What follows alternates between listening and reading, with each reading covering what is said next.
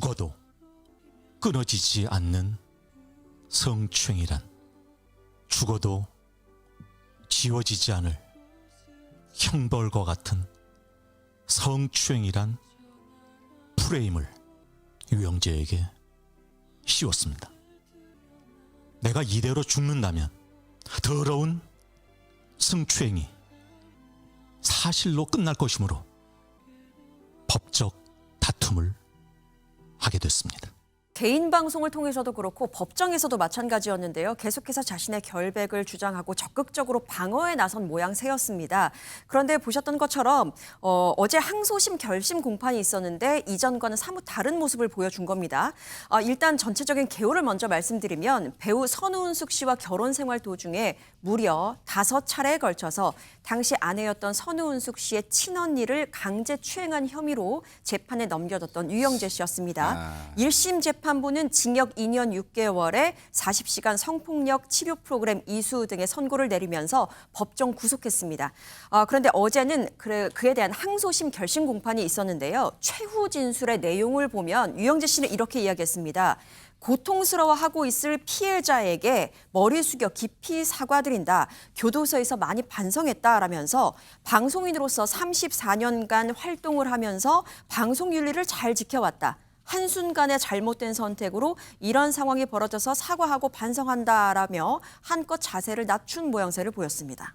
자기 말만 따라 더러운 짓을 하고도 어떻게 방송인이란 말을 어떻게 지금 입에 올릴 수 있어요, 지금 유영재라는 사람은. 그래서 유영재 씨의 입장이 보면은 다소 달라집니다. 지난해 4월 같은 경우는 조금 전에 들으신 것처럼 더러운 성추행은 절대 없었다라고 얘기를 하죠. 그런데 지난해 12월 이 공판에서는 친밀감이 있었다. 그래서 이런 친밀한 터치가 있었을 뿐 이거는 성추행은 아니라는 입장을 추가적으로 내기도 했었죠. 무슨 해괴망측한 표현이야 이게 진짜. 당시 1심 재판부가 선고를 내릴 때 제가 그거에 대해서 판결문을 한번 입수해 본 적이 있는데 네네. 거기 보면 이런 내용이 있습니다. 녹취록, 피해자가 제출한 녹취록에는 침 터치가 있었던 걸 인정을 하는데 재판 과정에서는 이걸 인정하지 않았기 때문에 죄질이 굉장히 나쁘고 피해자에게 용서도 받지 못했다라면서 2년 6개월을 선고한다고 밝혔는데 네. 이렇게 혐의를 전면 부인했던 유영재 씨 이번에 네. 항소심에서는 달랐습니다. 선처를 호소하면서 앞으로 사회 복귀해서 성개념을 바로잡고 이 계기로 바로 살겠다라고 얘기를 했다는 거죠.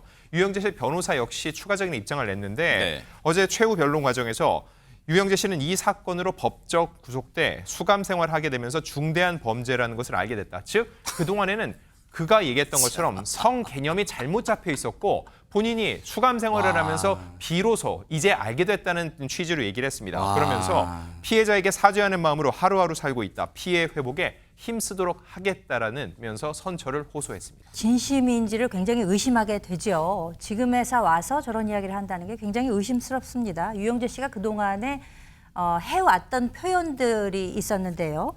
자신과 선우은숙 씨 언니와의 관계에 대해서 굉장히 남다른 관계였다. 마치 엄마 같았다.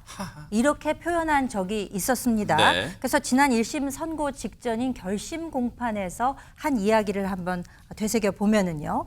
나는 늘 챙겨주는 사람에게 그런 상식 밖의 일, 할 수 없는 일, 있을 수 없는 일, 뭐 이런 식으로 이제 표현을 한 적이 있었고요.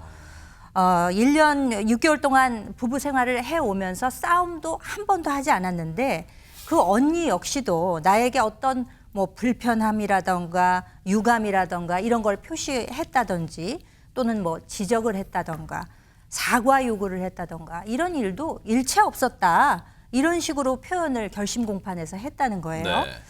그런데 오늘 그 선우은숙 씨 측 그러니까 피해자 측의 변호인들의 말을 빌자면은요. 네. 이 유영재 씨가 범행을 인정한다든지 내지는 사과의 뜻을 표한 것은 어제 있었던 저 발언이 처음이었었다고 합니다. 그 이전에는 그러니까 본인 범죄를 인정한다거나 사과한다거나 하는 일이 일체 없었다는 거죠. 네. 그러니까 피해자 입장에서는 이게 진정성이 있는 사과인가 알 수도 없는 그러니까요. 형편에서 그 말 한마디만 듣고 이거를 용서를 해야 되나 이런 생각을 할 수 있지 않겠습니까? 네. 이 지금 선우은숙 씨 자매의 경우에는 그동안의 정신적인 상처가 너무 컸기 때문에 지금도 굉장히 정신적으로 또 건강상으로도 힘든 상황에 처해 있습니다. 네. 그렇기 때문에 이러한 진정성이 있는지 없는지도 모르는 이런 사과 한마디에 대해서 이것을 마음의 상처가 치유됐으니 이제 내가 용서하겠노라 이런 이야기가 나올 수가 없는 그런 형편이라는 것이 솔직한 심정이라고 합니다. 어제 항소심 결심 공판을 통해서 유영재 씨가 반성하고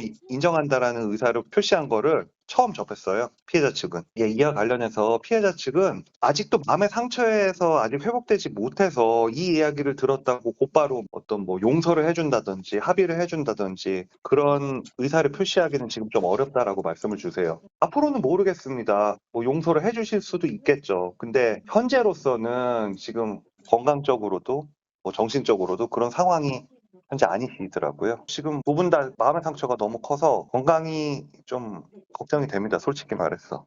1심 재판 때는 변호인의 조력을 받는 단계잖아요. 그러면 그때는 변호인이 유영재 씨한테 물어봤을 거 아니에요. 유영재 씨 진짜로 그런 행동을 한 적이 없습니까? 다 물어봤을까요? 왜 그때는 그런 반성이란 단어뿐만 아니라 다 사실대로 얘기하지 않고 이제 와서 그러는 거예요, 지금? 끝까지 아마 다투어 보겠다는 의지를 만약에 의뢰인인 유영재 씨가 강력하게 피력했다라고 하면 변호인으로서는 이 상황에서 합의를라든가 인정이 형량을 낮춘다는 걸 알면서도 그걸 강권하기는 어려웠을 수도 있습니다.